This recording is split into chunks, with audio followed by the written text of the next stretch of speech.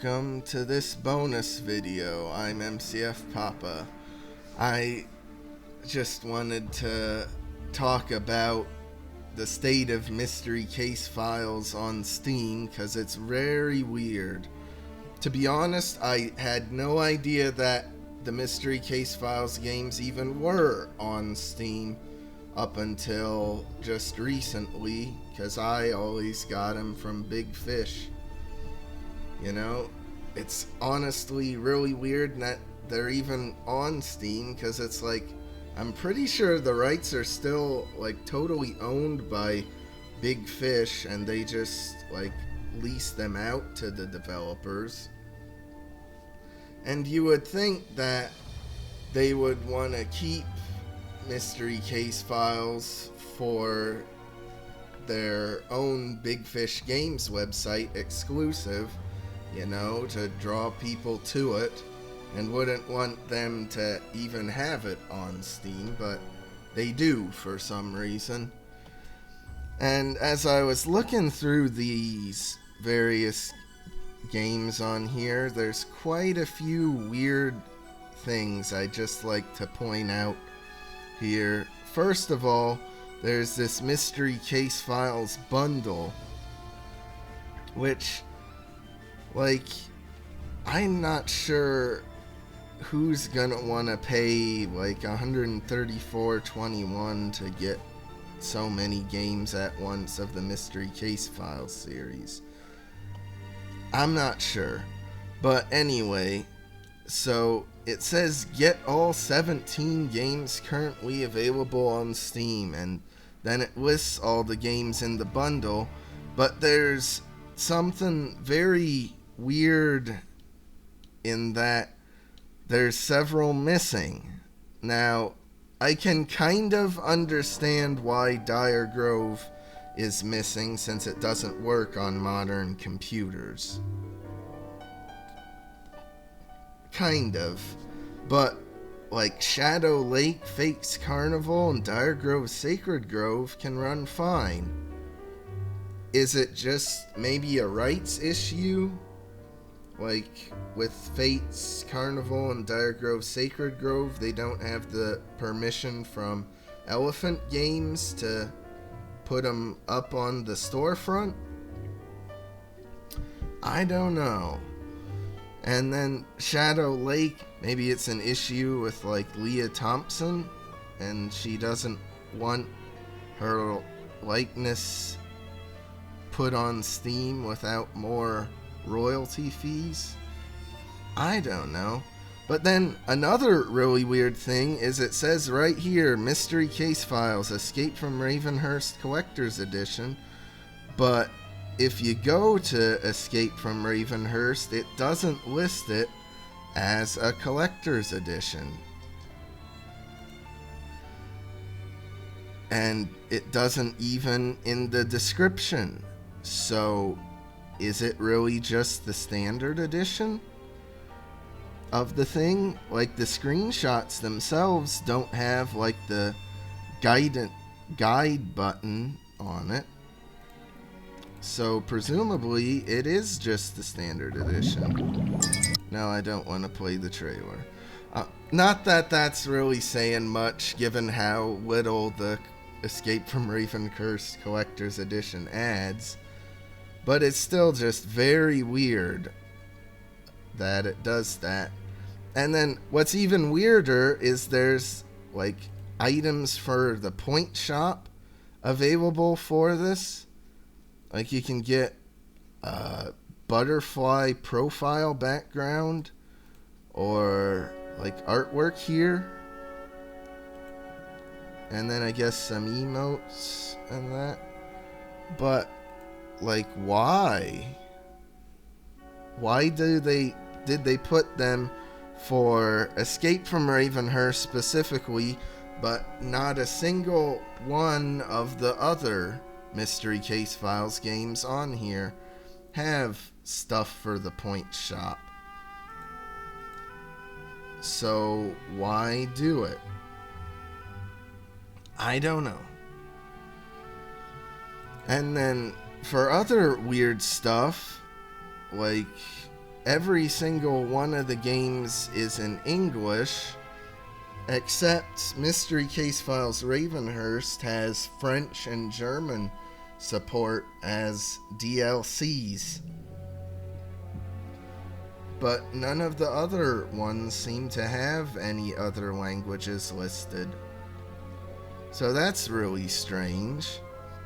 Another really weird thing is that Ravenhurst, its release date is listed here, April 21st, 2010, but then on the page itself it has its December 15th, 2006 release date. So maybe, like, this is, because this is, I'm pretty sure, the real release date on Big Fish Games, so maybe it came to Steam in 2010, and that's what's showing up here. I don't know. But if you will notice, Ravenhurst priced at $9.99, Huntsville priced at $9.99, but Prime Suspects and Madame Fate are $6.99. Like, why? Why do they have them, like, just flat out at a discount compared to how much they are on Big Fish Games' website? It's really weird. And I am curious about what some of these versions of the games are like. Because, for example, Prime Suspects, the Big Fish Games version that you can download, it has an issue with the audio where it doesn't play quite right. So I wonder if that issue is on this version or not. I don't know. I might get the games to check them out if they go on sale. Do they go on sale?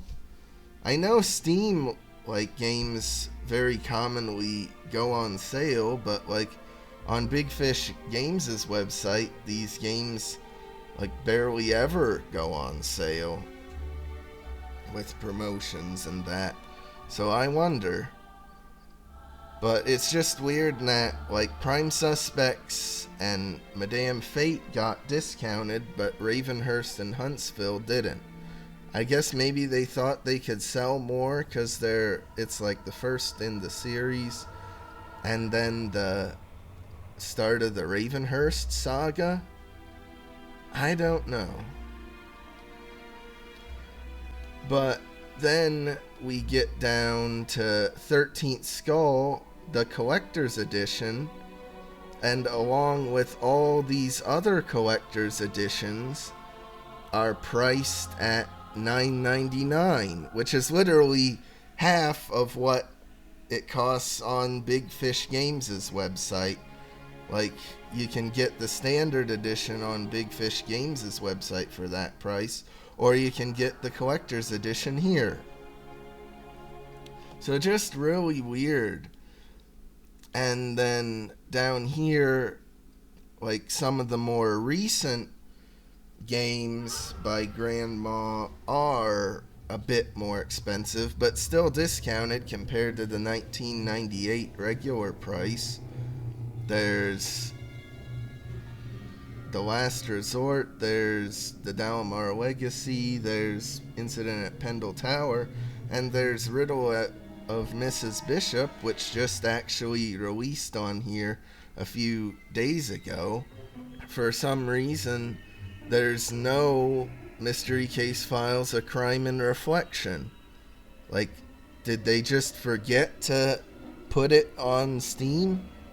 Like every other one of the Grandma games are on Steam, like Crossfade and The Harbinger 2, but not the A Crime in Reflection one, which is really weird. Another really weird thing is that, like, all of them are the collector's edition by themselves, but for some reason Incident at Pendle Tower you can get by either the standard edition or the collector's edition, which you couldn't for any of the others. I don't get it. Just weird that they would sell them for cheaper on here than Big Fish Games' own website, when they owned the rights to them. So you would think they would want to do that. Or maybe it's just like Epix and Grandma and that chose to sell them on here for cheaper in hopes of getting more sales on here than they would on Big Fish Games' website. Maybe, because I'm not sure how many regular users Steam has, but chances are it's probably like 100 times what Big Fish Games' website gets regularly. So I could understand why they would want to put it on here, but it's just weird. And by the way, the Mystery Case Files bundle, which says it includes all the games currently available on Steam, it doesn't include the Dalamar Legacy or the Riddle of Mrs. Bishop. I guess they just forgot to update it, or didn't care enough to update it with even more stuff in the bundles. I don't know. It's weird.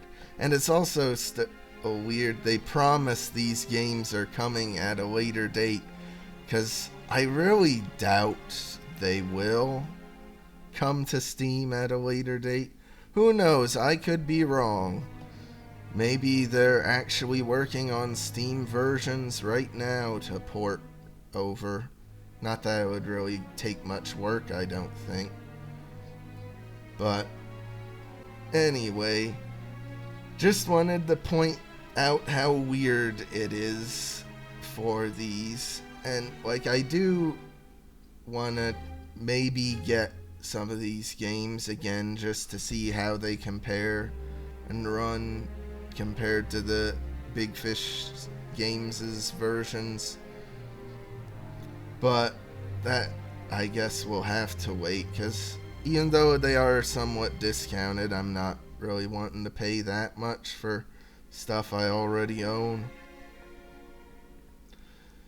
But just to close this off, I wanted to point out that it's also weird somewhat with how the Hidden Expedition games are. They have the first three, Titanic, Everest, and Amazon, and then they have some of the Epix developed ones and some of the whoever took over after Epix developed ones, but only 6 of them, so they're missing quite a few of both the Epix ones and the one from who took over after Epix. And also they're missing Devil's Triangle and the Uncharted Islands. So maybe there's a rights issue with those too. Maybe. Though at least to the credit of whoever bundled together the Hidden Expedition games, they include all the ones available on Steam. Even though it's not the complete series, they do include the ones on Steam. So there is that. Though they give a much lower discount from this bundle, only 10% compared to Mystery Case Files is 30%. Oops, actually, I totally missed something else really weird, and that is that of the Epix developed Mystery Case Files games, there's no Broken Hour. It's just not on Steam for some reason, and it even in this list, it just omits it. Which is really weird. Like, why not? When Epix was clearly willing to put every single other one of their games on here. So why didn't they put Broken Hour on here? Just weird all around. But anyway, just thought I'd like to point out how weird it is that this stuff is like it. I will, I guess, check back in when there's a Steam sale on the stuff to see what it's like then. If they go on sale, I'm not sure. Okay, so this is kind of awkward, but literally just one day after I recorded all that other observations, they had the Steam Spring Sale start. So I can clearly point out that yes, they do go on sale for quite a bit. Even though for $53.57, I'm not sure that I would want to get the whole bundle at once. Maybe, but just like considering that you can get Prime Suspects and Madame Fate for $2.79, like that's an absolute steal for those games. Same with getting like all the collector's editions and that for $3.99 for a lot of these older ones. Like that's really good deal.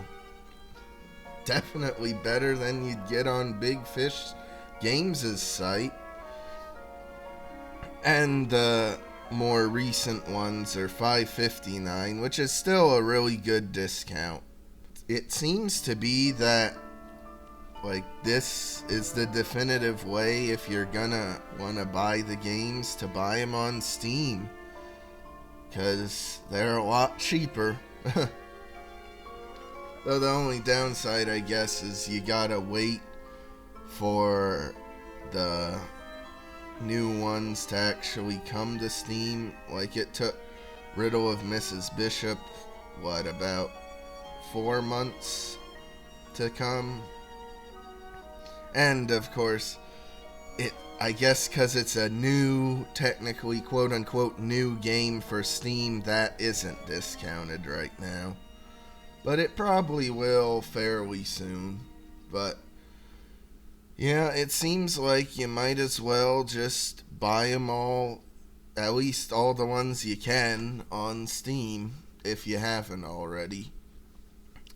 Some of the later, especially some of the Epic's developed games, I found them kind of dull, and not really worth the $20. But for like $4, yeah, they're definitely worth it. So, just thought I'd like to point that out. And then, as I was editing the rest of this video, I noticed something else really weird to point out. For like take 13th Skull, it has in-game achievements, but they didn't implement any on Steam itself. Like no Steam achievements. Same with the Epic's games, like Black Crown for example, no achievements for Steam, just ones in-game. And the Riddle of Mrs. Bishop and all the Grandma ones, no achievements on Steam. And I just don't understand why, because according to this Steam guide, it seems very simple for doing achievements and implementing them in your games. I guess maybe it's just because they don't have maybe access to some of the actual development files, and so they couldn't implement the code for them, and that, I don't know. I think though they would have had to implement some sort of code though to like integrate them with Steam itself as a whole. So it's just really weird that they didn't bother doing that. But anyway, I believe that's everything weird I noticed to point out with these games on here. Because, like, why would you ever want to buy them on Big Fish when you could buy them for a whole heck of a lot cheaper on here? I don't know. Feel free to leave a comment if you see something weird about the games on Steam that I overlooked. But anyway, that'll do it for this bonus video. Hope you enjoyed me pointing out just the weirdness of these games on Steam. So, like and subscribe if you want. I'll see you in the next video.